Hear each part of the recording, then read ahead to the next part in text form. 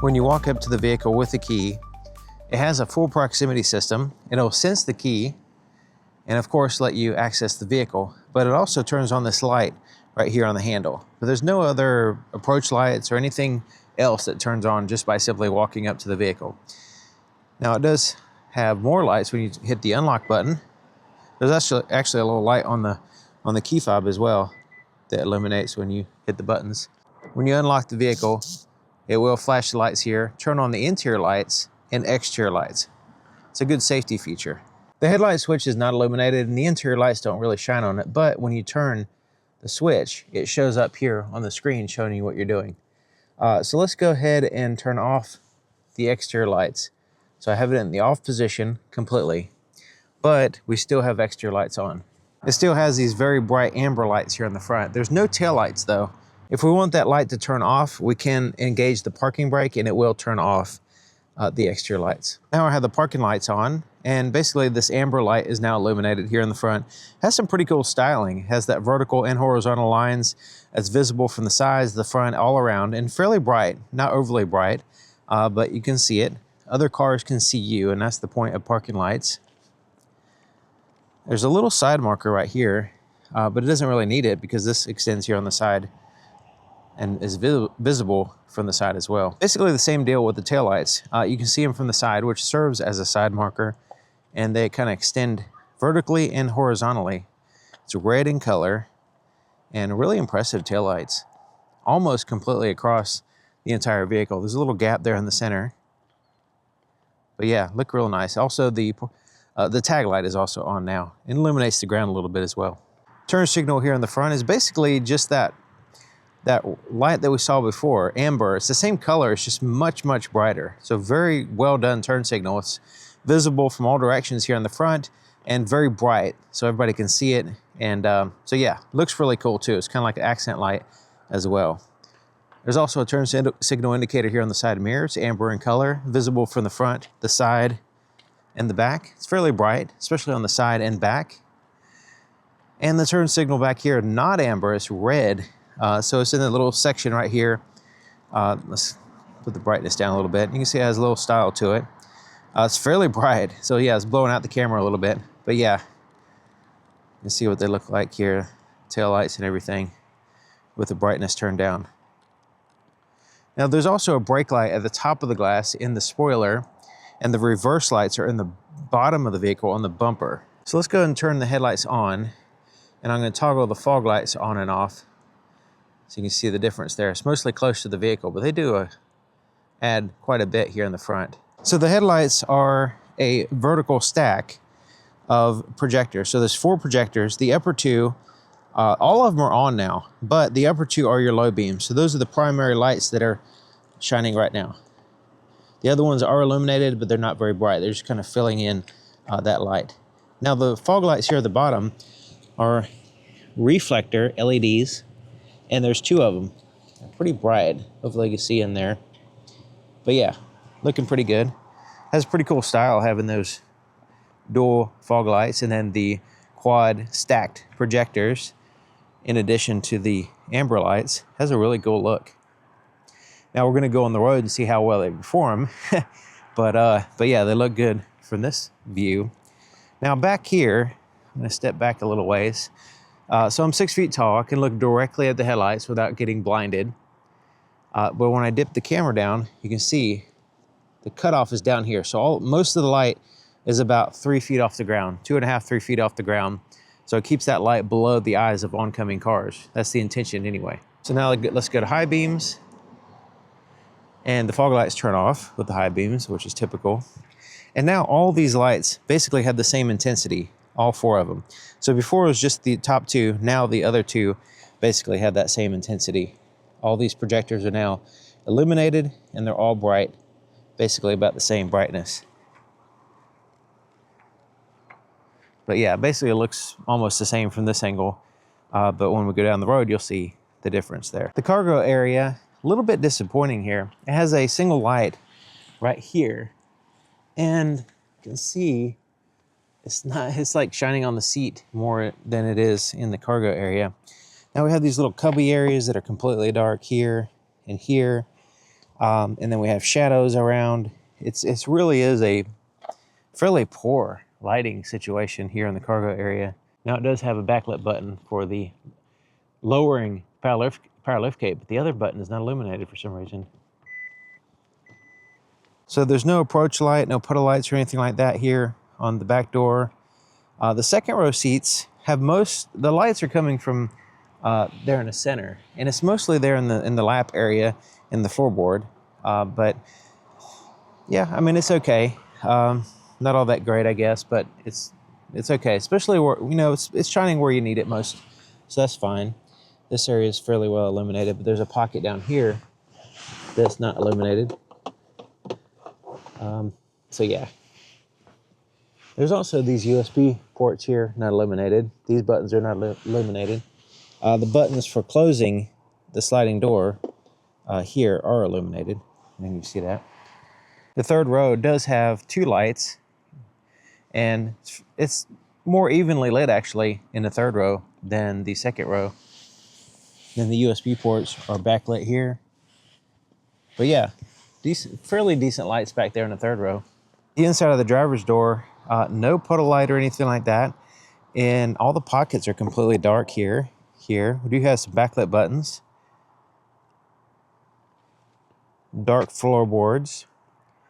And the interior lights here are coming from the center. Basically just the little map, just like little lights, map lights or reading lights. That's it. That's basically the interior lights here on the front. Okay, so I have the interior lights on. I have the door open so you can see what it looks like sitting in the seat. And yeah, it's not too bad. I mean, having the light here in the lap is good because part of it is you don't want the light to shine in the driver's face.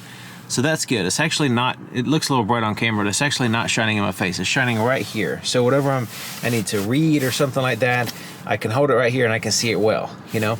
But yeah, as far as there's some areas in which is dark, and that's just the way this vehicle is. Let's go ahead and shut the door and see what we're left with here. So before I continue here in the front, just want to show you it does have the climate control backlit here for the second row passengers in the top. Okay, so we have some issues. We do have some backlit buttons on the steering wheel. The screens look good. Here, the gauge cluster, this screen right here. The camera system is fantastic day and night. It's actually too bright for the camera right now, but yeah. Very, very, very well done, the camera system. Both that, also the blind spot to cameras here as well, work really well. Both sides, even at nighttime. Haven't had any problem with the cameras at all, really. That's one of the best things about the vehicle's camera system. It's able to help you drive through parking lots and stuff like that and have certainty of where you're parking and around your other vehicles, shopping carts, anything like that. Okay, so we have dark floorboards, but we have backlit buttons, and we have dark pockets. So here, you probably can't even see anything. There's a whole area where I have my cell phone. There's a little spot to put stuff. Completely dark. Cup holders are dark. There's a pocket here that's dark. The center console is completely dark. You can't see anything. Like right now, I'm trying to show you. You really can't see anything on camera. It's just like an abyss in here. All right, so let's go ahead and turn the camera. Before I do that, let's check the glove compartment. Okay, there's a light in the glove compartment, finally. Okay, so let's just turn the camera brightness like way up there. All right, and even then, it's like hard to see in these compartments. So let's try turning on the interior lights again and see if that actually helps. Yeah, okay, so now we can see a little bit in here. Still a little dark, but we can still at least see in here where my cell phone is in the little storage area, the cup holders, this area here, and this is illuminated. So yeah, the interior lights, you have to have those on in order to see anything here. And it's not really doing very much on the floorboard, so don't drop anything on the floor at night unless you have a flashlight or something. So yeah, a lot of nothing really to show in this particular vehicle as far as the interior lights here. It's just, you know, there's no ambient lights, nothing like that. Okay, so the rear view mirror is also a rear view camera, and it works well day and night. really good actually. You have the backlit buttons for the home link, garage door opener controls. You can adjust the brightness and everything on the rear view camera. These are all backlit, these buttons here, including the button to turn on the interior lights, which I'm glad to see. Some vehicles miss that. Now the sunroof, there's actually 2 sunroof controls here. I don't know if you can see that. 2 sunroof controls, completely dark, can't even see them. But you can feel, I guess, you can feel them there, but it'd be nice if they were backlit. I mean, we have electricity up here going on. The rear view, or the mirror here, has no light unless you physically separately turn it on. And it kind of blinds you. It's a little bit, just not very well done. So there's the headlight pattern on the fence. There's the high beams, there's the low beams. You can see the clear cutoff here. There's a little shadow on the oncoming lane. It's intended to line up on the oncoming lane anyway. We'll see how this one performs.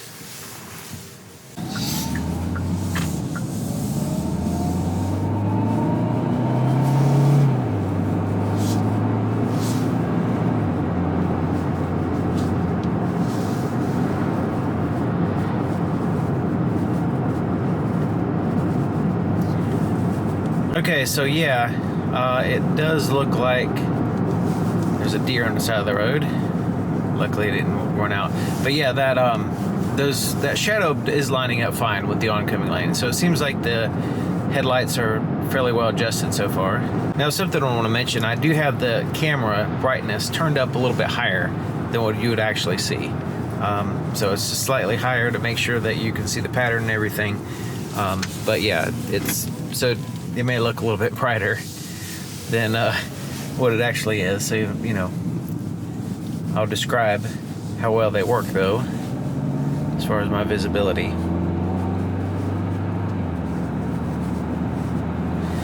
So hopefully there's not too many cars down this road here. All right, so there's the low beams. And yeah, they're working well. And the distance kind of fades out quickly. And that shadow on the oncoming lane is fine.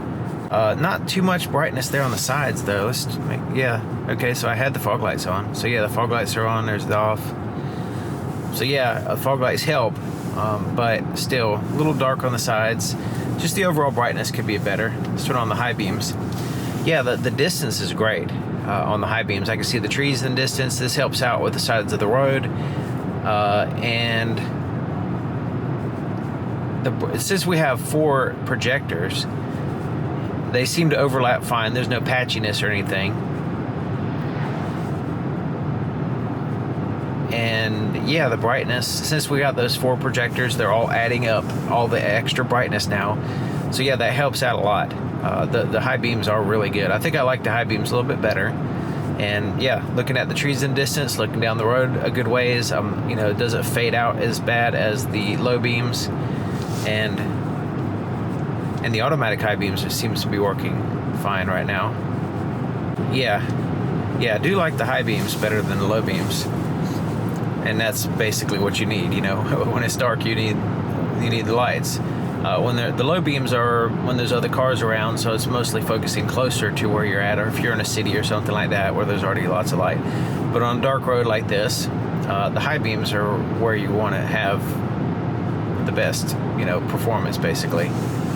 And I'm saying I'm not like super impressed with these headlights, but they're definitely adequate and they're definitely good. You know, they're on the good scale. So yeah, they look good as far as looking at the vehicle, and they also have good visibility. So yeah, I think these are good.